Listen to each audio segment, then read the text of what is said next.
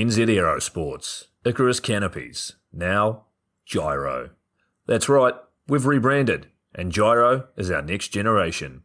It honours our founder, as that's the name we knew him by, but Gyro also marks the start of a new chapter.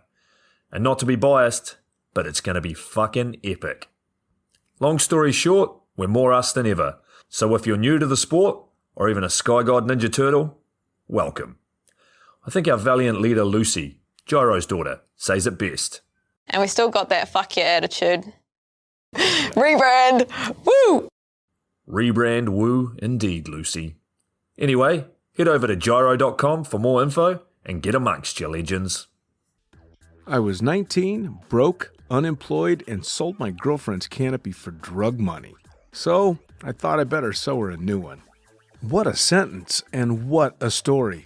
This describes the humble yet outrageous beginnings of NZ Aerosports, the home of Icarus Canopies, in the words of our founder himself.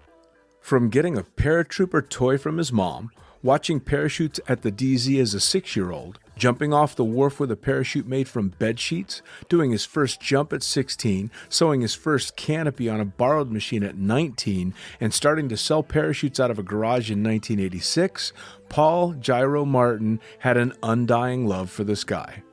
Our company started with one man with the wildest of spirits and a true blue sky dream, a renegade. In the time that Gyro created and ran the Icarus Canopies brand until he passed away in 2017, he pushed everything he had to its limits. We miss him, and we always will. Gyro is the next generation of NZ Aerosports. It honors our founder, of course, because it was the name we all knew him by, but Gyro the rebrand also marks the start of a new chapter, our next jump. Gyro is the space between sound and silence, art and science, chaos and calm. Gyro is a state of epic tranquility that transcends understanding. That moment, in the door, in free fall, mid-swoop, where nothing but the present exists. A perfect balance of euphoria and thrill. Gyro captures our passion for flying and our commitment to designing break-the-fucking-rules canopies that deliver pilots pure, wild flight. Hey gang, so I got a new book out. It's called The Upside of Fear, and it's exactly what you think it's about. It's about the good side of, well, getting scared. In it, we talk not only about the science and biology behind fear, but the psychology as well. And it's not just coming from me, it's coming from some of the best in the sport. Omar Alhigelan, Jeff Provenzano, Maxine Tate, and so many more have contributed their sometimes terrifying stories to the book to help you overcome your fear. So head to the lunaticfringepodcast.com. You're going to find the link to the book there, as well as the other books. It's available in ebook, paperback, hardback, and audiobook right now. Coming straight from the cockpit, it's another episode of Lunatic Fringe with the fucking pilot.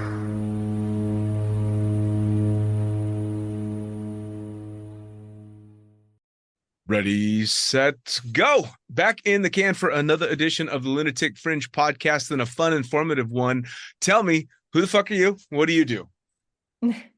Hi, hello. Thanks for inviting.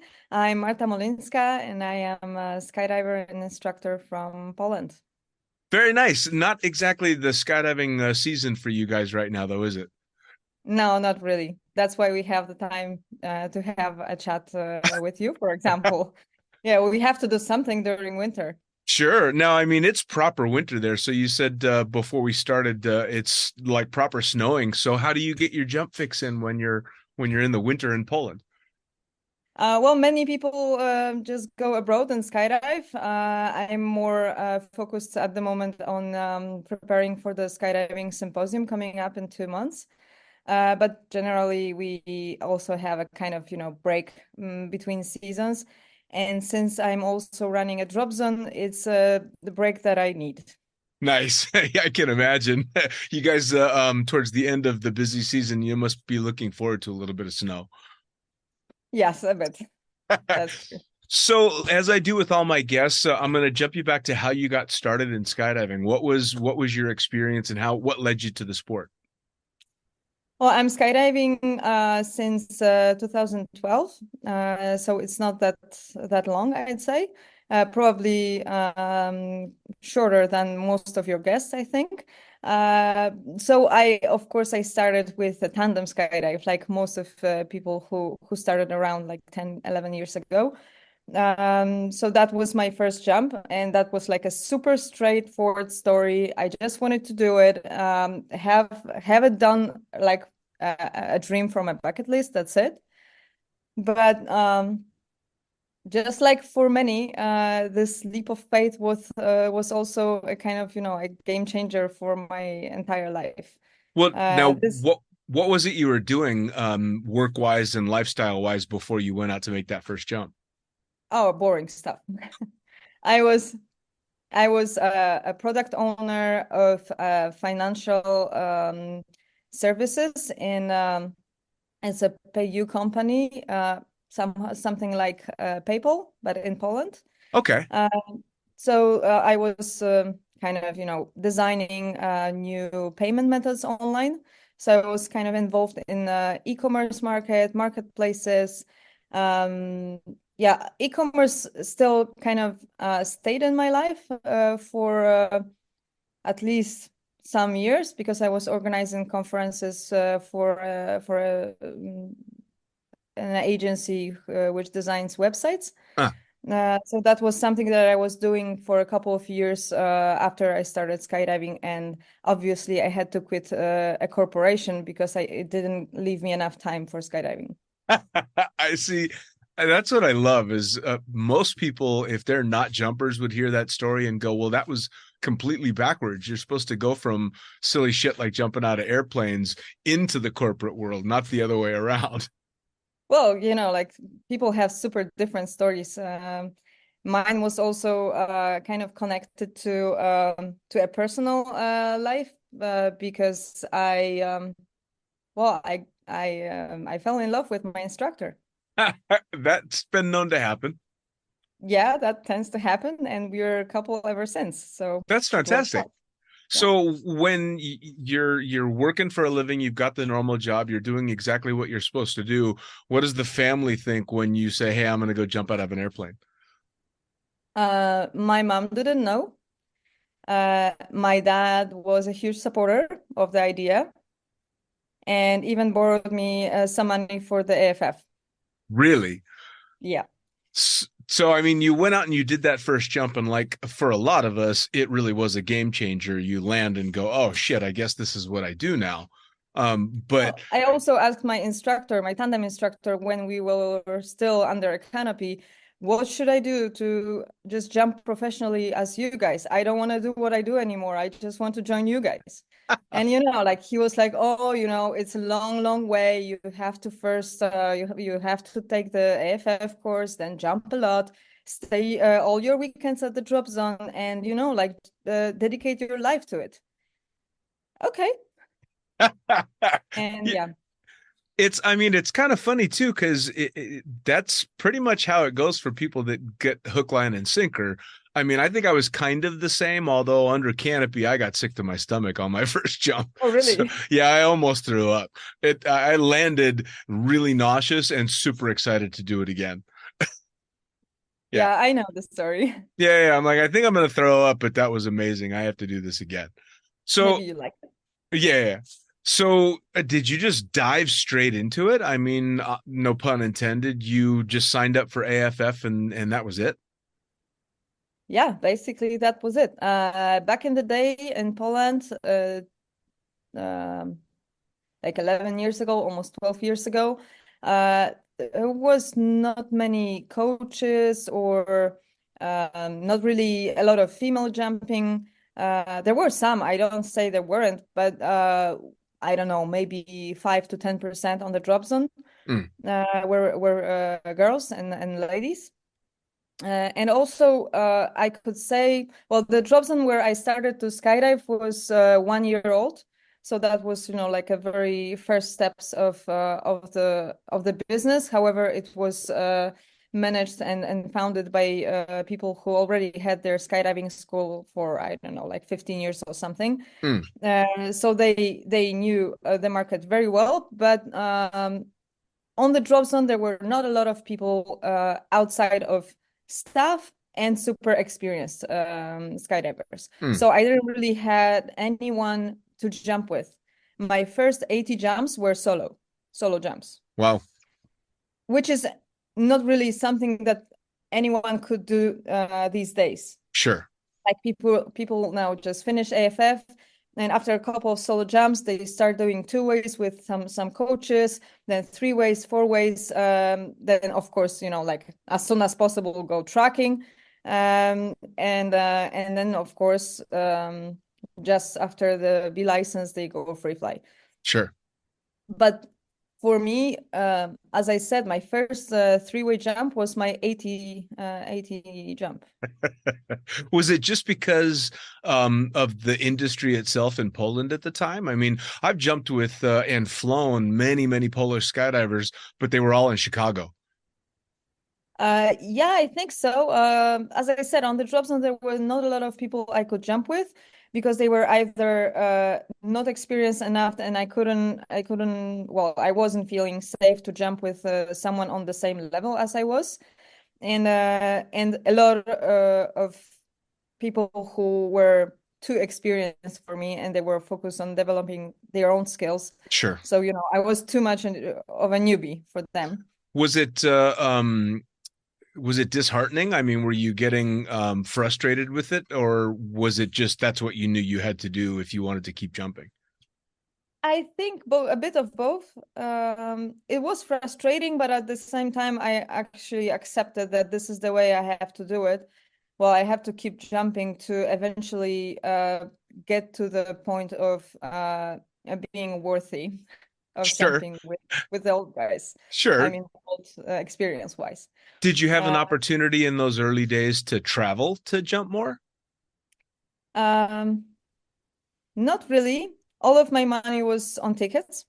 Skydiving tickets, not plane tickets, to travel. So I had to, well, to be honest, for the AFF, I borrowed money from my dad a little bit, and then from the bank for the AFF and the first 100 jumps. Wow. Because I knew that if I jump only from what I have from my salary, I would need to jump like, I don't know, maybe 5, maybe 6 jumps per month. So that was not enough to get anywhere eventually. So the loan was for AFF and first 100 jumps. Then I knew that I can like keep on going without really thinking if I can afford this. Sure. And to be honest, I finished paying off the loan way after I even become an instructor. So how funny is that? I mean, skydivers go in debt a lot, but it's usually to buy the rig they don't need or the newest, fastest canopy, not just to get through student status. True. That's pretty cool, though. I mean, you must have been 100% sure that that's what you wanted, because that's some dedication. Well, that's a bank move. So either you Sure. lose everything, including money, or you gain everything. And I am pretty confident that in my personal life, I feel that I won what I wanted. Sure. Now, as you're pushing through and you're finally getting to the point where you're jumping with other people, did you know what direction working in the sport you wanted to go? Oh, yeah. I knew it from my very first tandem jump. Really? That you wanted Yeah, to do AFF and instructing and all this stuff? Yes. Wow. From the very first jump. So you were doing all of these jumps and all of this stuff specifically to get to that. So when did you start doing the coaching and working towards that AFF? How long did it take you? I started coaching when I had something around 250, maybe 300 jumps. That were very basic coaching jumps for people who barely finished AFF. So, like forward, backwards movement, spinning and slowing down, moving around, keeping your slot, first grips, this kind of stuff. But I already had the camera on my helmet, which was the main advantage of jumping with me for them. And also my partner helped me a lot because we were reviewing the videos that I took with my camera. And before the student came to the briefing area, I already knew what to tell him. Gotcha. And so I learned from him a lot. He has now something around 10 or 11,000 skydives, including 3,000 AFFs. So yeah, I had someone to learn from. So you literally showed up at the drop zone, found a new path in life, found a new career, found a new partner, all in one Sure. jump. Yeah, that's what I said. It was a leap of faith, and I won everything. That's pretty fucking impressive. That's really cool. So Yeah. now you've been working together with your partner this whole time? Yeah, and I at the same time recommend it and not recommend it. Yep, It I has a can. lot of advantages, and it also has some dark sides, like you're together a lot, and you're together like all the time, on the drop zone, at home, all the time. Sure. That's been, I think, probably the saving grace of my relationship with my wife is that she doesn't jump and has no desire to know any damn thing about skydiving or flying. So that's my thing and she does her thing, and that seems to work out. But I've seen couples that are on the drop zone working together that do incredible. So it can work both ways. You're proof of that. It depends on people, I think. Yeah. There are people who are able to work together, and there are some who would never be able to do so. Sure. So No, my wife and I'd kill each other. yeah, I So also thought that we would kill each other, but yeah, you we found like a way. each other too much. So Nice. So when did you finally go for and then get your AFF ticket? well, in Poland we have two stages to become an AFF instructor. First, you need to be like a ground instructor. You can start once you have your D license, so after 500 jumps. But this is like a long path. You need to pass 11 ground tests in the Civil Aviation Authority, including the weather, navigation, a lot of things, also Polish aviation law, Mm, and of course, instructor related topics as well. What else? Then you have to make 150 student supervisions. So like a jump supervision, gear check, watching a landing, debriefing, this kind of stuff. But the ground job, and also 50 hours of AFF ground school. mm. And once you do it, then you can have your license issued. And this license allows you, guess what, to have the ground lessons, AFF ground lessons, and supervising the students. So all the sexy stuff. Right. Uh, yeah. And this is what you do up to 1,000 jumps. And only when you have 1,000 jumps, you can become an AFF instructor. So Okay. it doesn't go like in USPA when you can do it like way sooner. And there are different ways to be an instructor, like around a couple of hundreds of jumps. But here you have to have the very 1,000 Well, jump only to start the AFF instructor course. the other huge So difference yeah, from FAA or from the USPA is that the USPA has no connection to the FAA. They work very, very hard to try and have no connection whatsoever to the aviation authority exactly. and self-governed. So that's actually surprising. I didn't realize that Poland has them linked. Yeah, that's one thing. And the second thing is that our Civil Aviation Authority doesn't allow people with USPA license to commercially work in Poland. So they would need to have their license converted.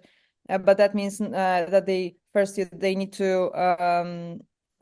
meet all the requirements, including the jump number, but they also have to have like a transition course to fill all the gaps, including the Polish law, as I mentioned.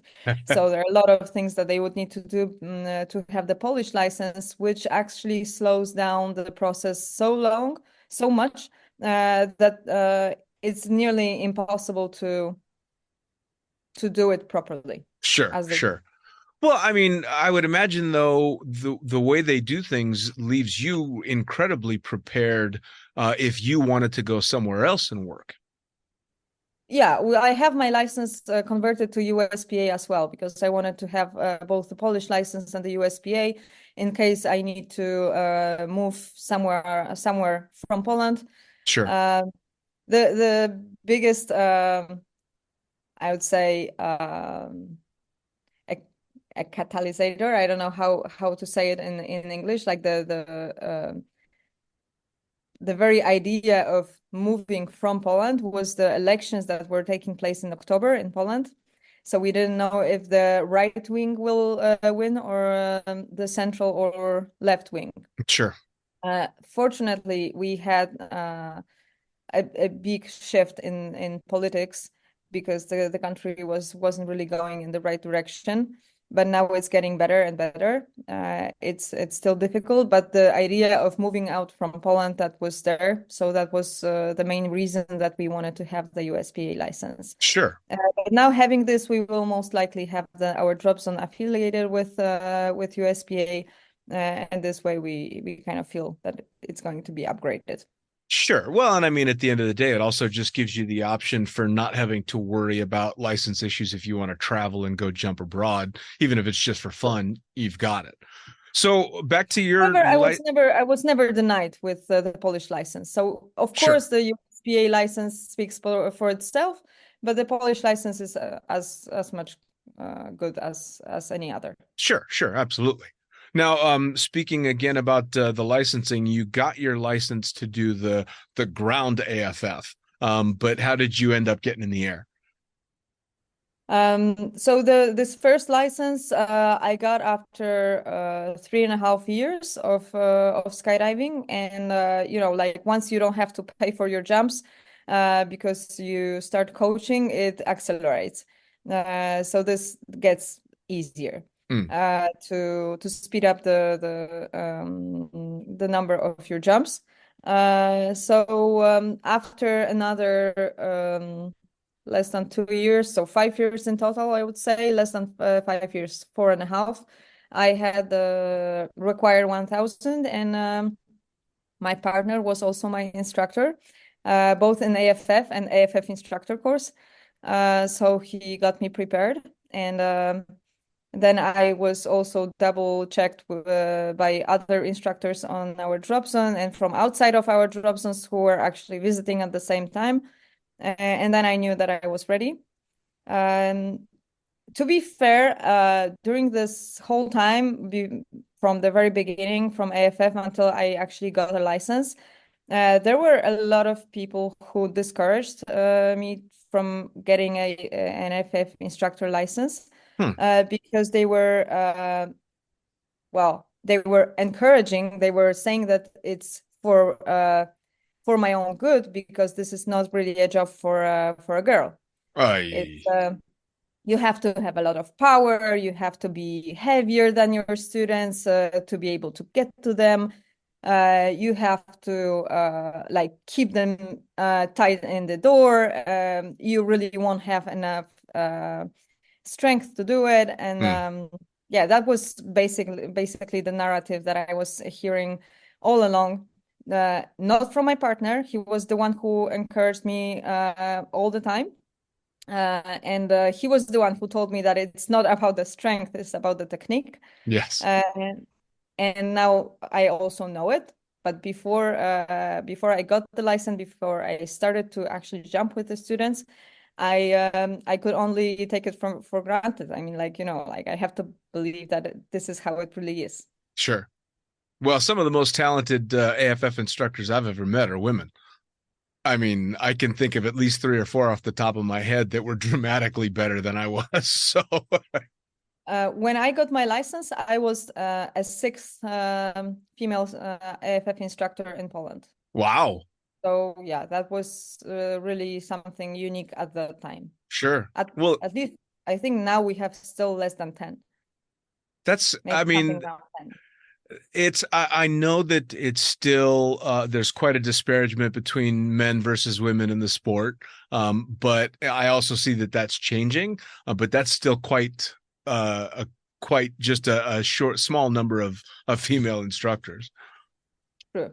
Yeah, I think, like a lot of women just can't afford skydiving, not maybe even money wise, but you have a lot of different roles in your life as a woman. sure.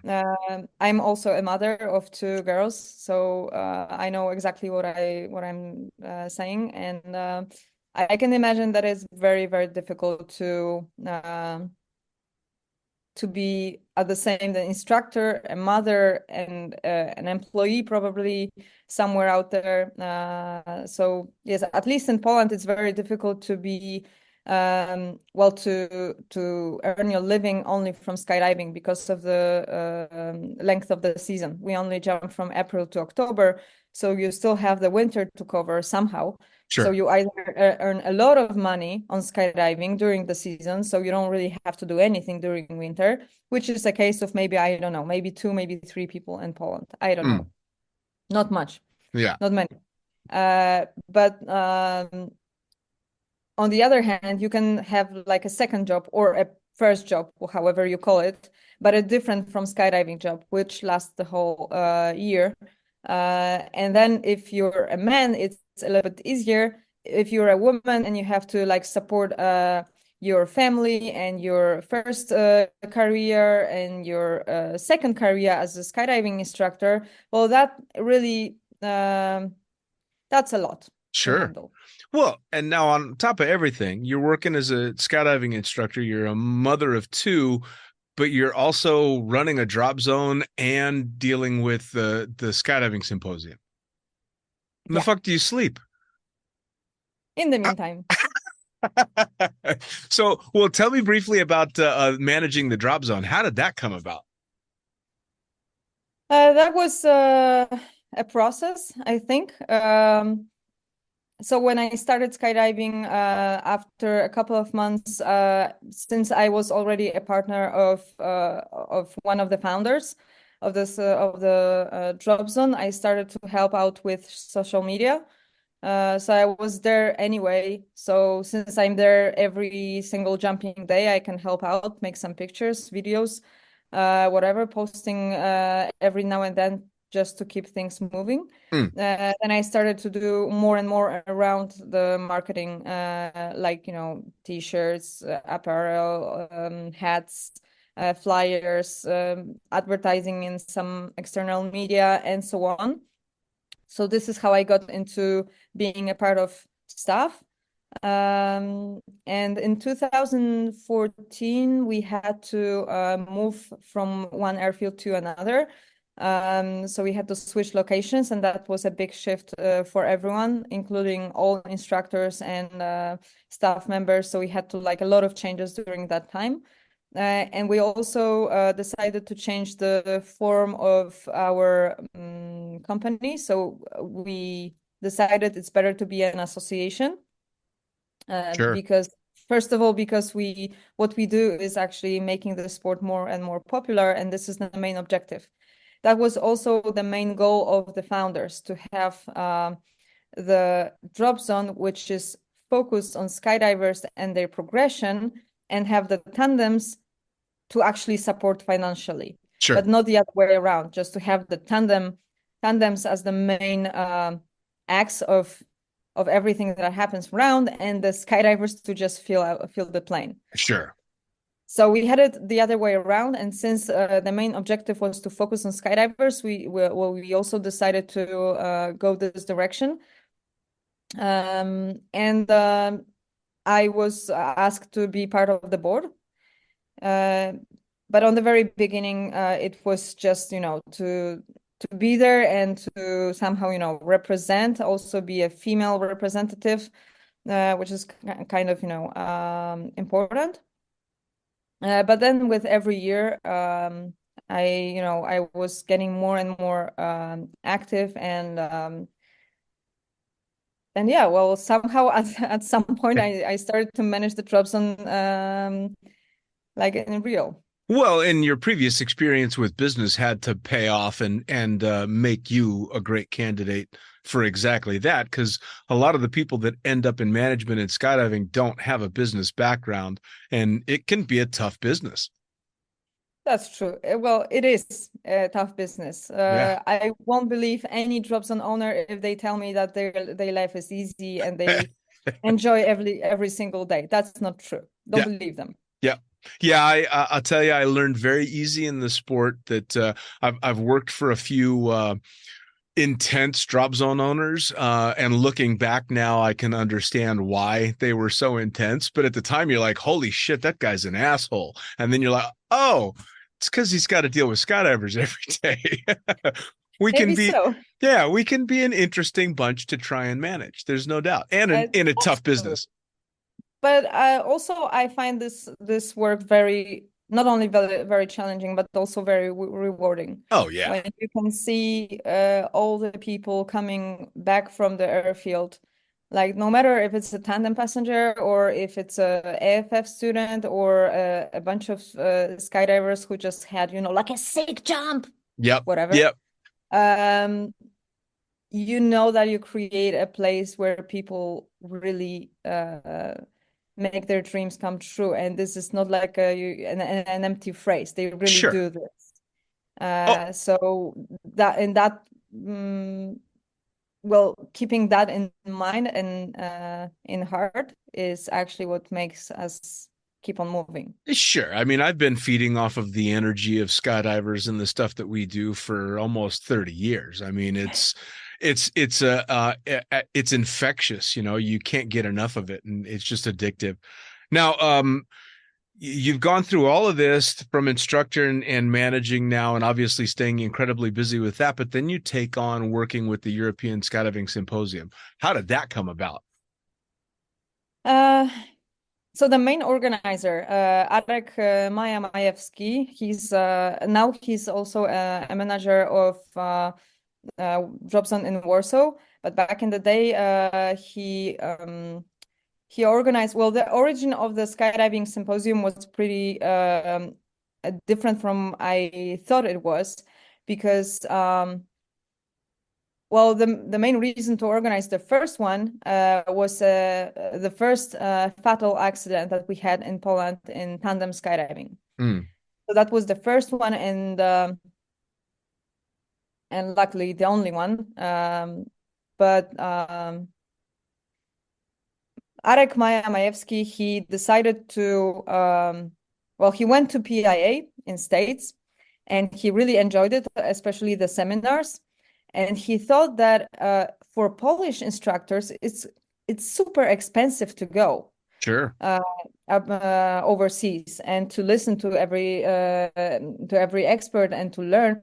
So it probably would be cheaper to invite a couple of experts to Poland and then let the skydivers learn.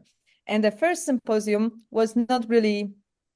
Well, that was a symposium, but that was only for tandem instructors and camera flyers, Mm-hmm. and that was also for free. So he invited a couple of experts, and his main partner in crime was Tom Noonan from UPT. Yep. And it was a really great story, because when Arek had this idea of creating a symposium, organizing the symposium for tandem instructors, he didn't know Tom in person at all. He found his contact somewhere online, and he texted him, "Would you be interested in coming to Poland to give a lecture for Polish tandem instructors and camera flyers? Because we had the first fatal accident and we want to keep the sport safer." Mm. And he replied in a few minutes with one word: yes. Yes.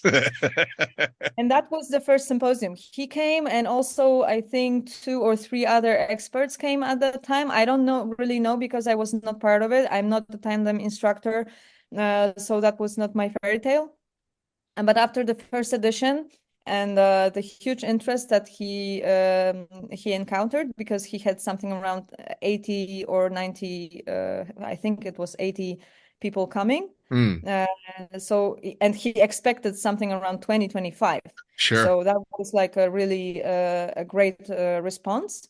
He decided to organize a second edition, which would be not for tandem instructors only, but for everyone. And he also invited a couple of people still working with Tom Noonan, but that was the second edition was still without me. There were some organizational organizational issues, because the dates were confirmed very late. So there was not enough time to properly advertise the event, but still they had something around 120 participants. But not a lot. Well, many people didn't know that that was for everyone. So distributing this information that this symposium is for instructors, but also for everyday skydivers and students and everyone, that was a difficult thing to do, especially if you only had 4 weeks to do so. Sure. But I was also, yeah, go on. I was going to say, starting out with that first symposium with Tom Noonan, I mean, he was just amazing. I've actually had him on the show a couple of times, and he's so fun to talk to, and was so passionate about tandems, you know, more than anything else about tandems, and of course about high altitude stuff. That to have somebody like Tom from UPT come out and talk tandems, you can't get any better than that. That's true. Yeah. That's true. Personally, I think that's why the interest was so high, because he was coming personally. Yeah, Tom was an absolute rock star when it came to being able to talk to people and to give incredible information. So I was participating in the second edition, and I really liked it. There were a lot of things that I learned, and Maya asked me for just to have a short conversation after everything was done and finished. And he said that he had the idea of organizing next symposiums with a drop zone. Sorry. And he figured that he would ask me to organize the next edition with me. You know what? Sorry, Yeah, of course. It's going around the whole world. Everybody's got a nasty cough. Yeah.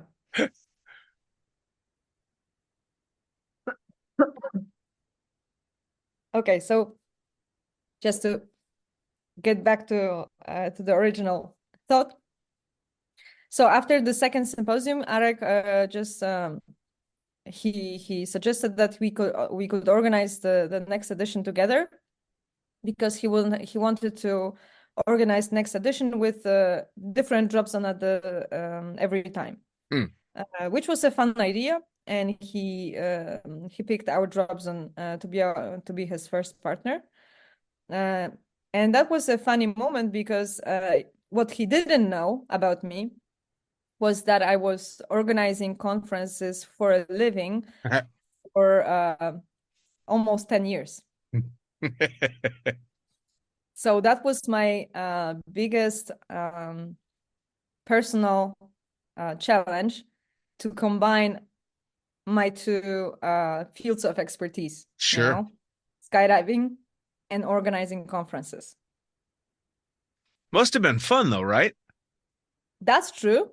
Very challenging, but also very rewarding. I got to work with all the big brands, and also some really amazing speakers, which I would never assume that I would meet them in person, you know? Sure. So the third edition was already with my help, and we had a very nice turnout of 350 people coming up. Yeah. And we had a great feedback from the sponsors. I think we had 12 or 13 sponsors who showed up. And on the next edition, the last one that we had in 2022, we had 22 or 23. Nice. So that was growing really, really nicely. And also we had 550 people who showed up. Wow. That's fantastic. Yeah, that was really nice. And we got amazing feedback after the last edition. I have to say that I have never heard so many nice things about the work that I have done in my entire career, both in skydiving and in organizing conferences. That was the best conferences I ever got to organize. Well, I mean, it had to have been fantastic, if for nothing else, because you're taking the expertise from your previous career and combining it with your passion. So, especially to have it turn out so well must have been really cool. Yeah, that's true. Like we had an amazing team because now from the fourth edition, from the last edition, also the Warsaw Drop Zone joined. So the Skydive Warsaw, in person of Kasia Witkowska. So now we are the team of three, Arek, Kasia, and myself. And we had some, like job distribution and task distribution between us. And I'm responsible for the agenda, for the sponsors and partnerships management, and for the website and the mobile application, and for social media. That's amazing. Yeah, that's a lot to handle. But as I said, I had this feeling that this upcoming edition is going to be really something. That's fantastic. Now, speaking of, tell me about the specifics for this upcoming symposium, like what the dates are, how long it's going to be, where it's at, all that stuff. So this edition, as the previous editions, is going to be in Warsaw in Poland. It's on the beginning of March, from 6th to 8th. So this is going to be a 3-day event full of seminars and other additional surprises that we have in there. But these are surprises, so I can't really tell much. What I want to highlight, because this is actually very important for me as a communication, is that the European Skydiving Symposium is not a fair trade. Like, for example, I went to PIA and I went to British Skydive Expo, and these are expo events, which has seminars as addition, and we have it a bit, the other way around. We have a conference with expo as an addition. So the main focus and the main acts of the events around the symposium is about seminars, keynotes, workshops, and everything that is linked this way or the other with education. So all the seminars are always safety related. And we like to advertise the symposium as the 3 safety days before the season. This Nice. way we know that this is the best moment, and because we have it on the beginning of March, so usually on the very beginning of the season, except for the last edition, because we had to move it from March to November because of the Russian invasion on Ukraine. Sure. Which happened just a few days before the event. So like moving it was a nightmare. Sure. Yeah, but that was necessary because we had to focus on other stuff at the moment. We didn't know how the things will develop. But the idea is to have the symposium every second year, not to collide with the PIA symposium.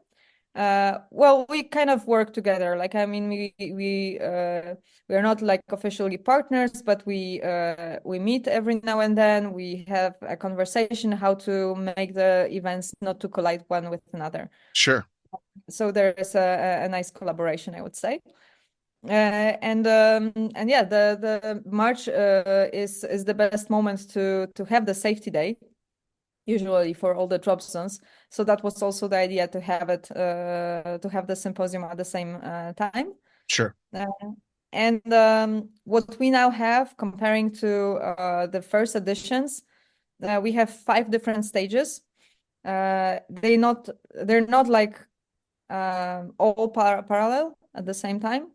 But we have, first of all, we have the fun jumper stage, which is the main stage for every skydiver, no matter what ratings they have, if they even have the rating or the license for that matter. So this is the stage that goes and is active from the morning till the very evening. Then we have the tandem stage, which is on the day 1 after lunch. On the day 2, we have the drop zone management stage from the morning until lunch, and after lunch we have the instructor stage. And on the 3rd day, we have the rigger stage as the second. Nice. The second one. So that's why we also want to have the focus on the audience, not to be spread for between a couple of stages, just 2 stages at the same time. So the fun jumpers for everyone and something for professionals. Nice. It sounds like it's a very well thought out organization with a specific plan, that being safety in mind, which is amazing. That's the main goal, to keep our sport safer with every edition. And I have this thought in my head that even if organizing the symposium has a result of even one life which would be safe because of some information that was said or learned during the event, that's really worth all the effort. Absolutely, it is, without a doubt. Now, in regard to this one coming up, if people are interested in going, how do they deal with, is there a registration process? You guys are able to help them out if they're traveling from outside of Poland with places to stay, all that kind of stuff? Yes, of course. There is a website which is pretty straightforward. It's skydivingsymposium.eu. And you have the registration button all around the website. You have our social media channels on Instagram and Facebook, so it's very easy to find. The registrations links are also published in every post that we have, the sponsor posts and the speakers announcements. So the registration is very simple, a couple of fields. And you can also choose the type of ticket you want, because you can go for all 3 days, or you can just choose a day which you want to attend, 1 or 2 or whichever. The full agenda is also published on the website and in the mobile application. If you're Awesome. more of a mobile person, you can just download the mobile app, which is also very difficult to remember. It's called Skydiving Symposium. So you just download it, and you can see all the sponsors details, speakers details, agenda, floor plans, notifications, everything that you need to know is in there. And the application is also very handy during the event, because you not only you get some updates which are crucial if you want not to be late on the party, or if you want to go to the proper room, etc. But also you get information about the upcoming seminars. You can mark the seminars that you're interested in with a star or a heart. I don't remember, but you just mark them as favorite, and then you get a notification 10 minutes before the seminar, so you are like 100% sure you don't miss it. Sure. You can rate each speaker, you can rate each presentation. We also actually have, since the last edition, we have a Tom Noonan Award for the best speaker. Awesome. I mean, so this is how it goes. You couldn't have named it after a better speaker, that's for sure. Now, yeah, that's our thought. With you, for the drop zone that you're working at, somebody that is thinking about getting into jumping in Poland is listening and wants you to be their instructor. Where are they going to go? How do they find your drop zone? How do they find you? So my drop zone is called Skycamp, and we are also on social media and on the website. They can also ping me directly on my channels. I'm very happy to help and to guide you through the clouds. So Fantastic.